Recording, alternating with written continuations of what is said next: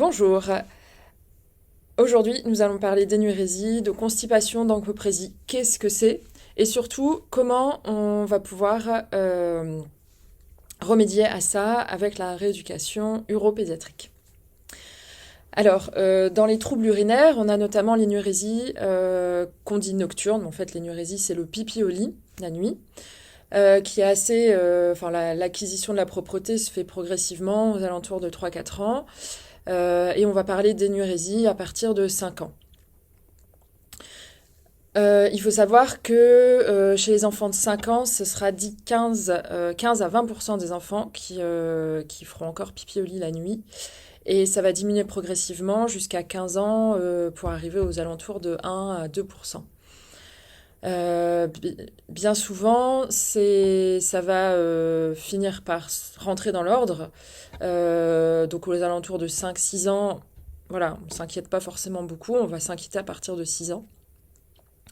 Ça rentre dans l'ordre très souvent, sauf qu'on ne sait pas combien de temps ça va durer. C'est-à-dire qu'à 6 ans, peut-être que voilà, un an après, c'est réglé, mais peut-être qu'à 15 ans, c'est encore un problème. Donc c'est pas quelque chose à prendre à la légère, ça impacte beaucoup sur l'enfant, sur la vie de famille aussi, hein, parce que voilà, faut se lever la nuit, changer les draps, etc. À chaque fois, c'est quand même fatigant. Donc sur cette énurésie, il faut savoir que bah, c'est forcément toujours la nuit, il ne va pas y avoir d'incontinence dans la journée. Et puis c'est une miction normale, c'est-à-dire que la vessie se vide complètement. Il n'y a pas de fuite, on n'aura pas des fuites la nuit. Quand on parle d'énurésie, c'est une miction complète. Il y a une prédisposition chez les garçons, un peu plus donc chez les garçons que chez les filles. Il peut y avoir différentes causes à cette énurésie, hein. Ça peut être psychologique, mais ça peut aussi être organique, et donc c'est là où la rééducation elle va pouvoir intervenir. Ensuite, on a donc l'encoprésie, la constipation, on va parler de troubles anorectaux. Alors, très très rarement chez les enfants, de l'incontinence anale, ça se retrouve très peu. Par contre, de la constipation et de l'encoprésie, là, on en voit beaucoup. Constipation, donc c'est la difficulté en fait à aller à la selle. Et l'encoprésie, c'est un stade supérieur, en fait. Et ça peut donner une impression de diarrhée. En fait, l'enfant va avoir des diarrhées, des selles liquides, et on va penser que il peut pas être constipé, puisqu'il a des selles liquides. Sauf que, en fait, pour expliquer rapidement le mécanisme, les selles en fin de parcours arrivent dans le rectum, et à ce niveau-là, en fait, elles ne sont plus hydratées. Donc elles vont sécher et l'évacuation, si elle n'est pas faite rapidement, elle va, comment dire, ça va se cumuler avec les selles qui arrivent, et le rectum, lui, va se distendre.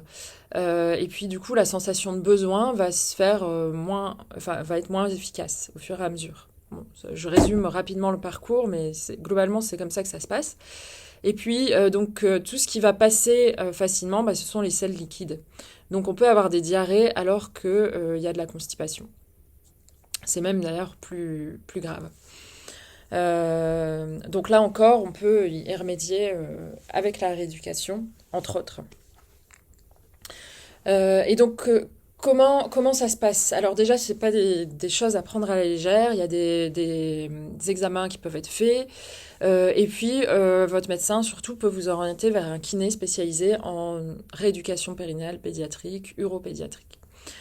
Qu'est-ce qu'on va faire? On va faire un bilan pour établir comment le mécanisme, alors soit l'énurésie, soit les problèmes anorectaux, comment ça s'est mis en place, et puis établir en fait précisément le fonctionnement de l'enfant, et puis comment on va travailler en rééducation, hein, parce que bien évidemment on ne travaille pas de la même manière avec chaque enfant, on va adapter la prise en charge en fonction des besoins. Mais surtout, la première chose, c'est, ça par contre, je le fais avec tous les enfants, c'est l'éducation. Donc la rééducation, hein, pour préciser, c'est à partir de 6 ans, quoi. Vers 6 ans, autour de 6 ans. On peut pas tellement le faire avant, c'est un peu... C'est pas évident. On pourra le faire en utilisant des techniques un peu détournées, comme le shiatsu, des choses comme ça. On pourra travailler un peu sur le sujet si besoin, mais on va vraiment commencer de la rééducation neuropédiatrique à partir de 6 ans. Donc je disais, voilà, le plus important dans cette partie de rééducation, c'est l'éducation de l'enfant. Et c'est lui expliquer en fait comment ça fonctionne pour lui, comment fonctionne le corps, comment fonctionne la vessie, les intestins, etc. Comment ça se passe et comment ça se passe pour lui. Qu'est-ce qui se joue en fait et comment ça se fait que chez lui ça fonctionne pas comme ça devrait. Ça c'est une part hyper importante. Encore hier j'ai reçu une jeune fille, donc je la voyais pour la deuxième fois. Et la maman, à la fin de la séance, elle me dit, mais je sais pas ce que vous avez fait la dernière fois, mais déjà, donc c'était pour des problèmes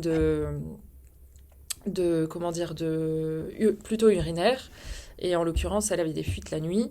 Et elle me dit, voilà, je sais pas ce que vous avez fait la dernière fois, mais on voit déjà l'amélioration, il y a moins de fuites, etc. Et la jeune fille me l'avait effectivement confirmé pendant la séance. Mais en fait, j'ai rien fait de technique sur cette première séance. Je vais juste expliquer comment ça se passe et expliquer aussi ce que c'était que le périnée, comment elle pouvait le contrôler. Et donc ça lui redonne aussi un peu de pouvoir sur ce qui se passe parce que souvent les parents, les enfants se sentent complètement démunis face à ce type de pathologie. Ce qui est, enfin, voilà, ce qui est normal. Et on leur explique pas en fait comment ça fonctionne et ce qui se passe réellement. Et donc franchement, ça c'est, je vais dire 75% du boulot parce que derrière, bien sûr, il y a la rééducation à faire, il y a c'est pas terminé, ça se termine pas du jour au lendemain. Souvent, je reçois des enfants qui ont, allez, 8, 10, 12 ans. Donc le problème, il est là depuis plusieurs années, donc ça se résout pas du jour au lendemain. Mais l'éducation, là, elle est hyper importante.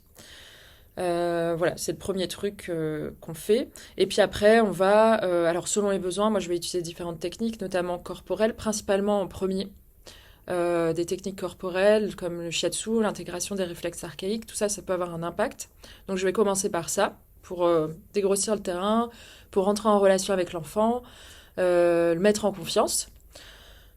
Et puis, éventuellement, après, on va pouvoir utiliser sur le périnée, donc avec la technique du biofeedback. Donc, c'est-à-dire qu'on va mettre des petites électrodes comme ça sur le périnée. Alors, toujours en accord, enfin, l'enfant est d'accord, hein, bien évidemment. On demande l'accord de la personne.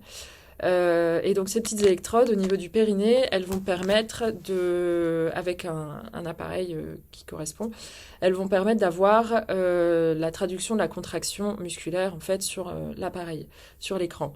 Donc c'est assez ludique et donc l'enfant il va pouvoir suivre sa contraction et donc on va pouvoir lui apprendre à contracter son périnée et surtout à le relâcher parce que dans bien des cas c'est un problème aussi de relâchement. Et puis éventuellement après, si besoin, on peut faire un peu de stimulation, mais dans ce cas-là, c'est pareil, j'amène vraiment ça entre guillemets en dernier recours si vraiment les autres, enfin tout ce que je peux proposer avant ne suffit pas. Ça sera en dernier, j'explique à l'enfant, je lui montre, alors je lui mets les électrodes sur le bras. Et donc pour qu'il puisse ressentir aussi déjà ce que ça fait directement. Tester, voilà, pour le rassurer. Voilà, je voulais partager comment dire, cette rééducation parce que c'est peu connu. Il y a beaucoup de parents qui cherchent pendant longtemps avant d'être orientés vers un kiné. Alors qu'en fait c'est hyper important de commencer le plus tôt possible. Plus on commence tôt, plus ça va être facile à revenir à la normale.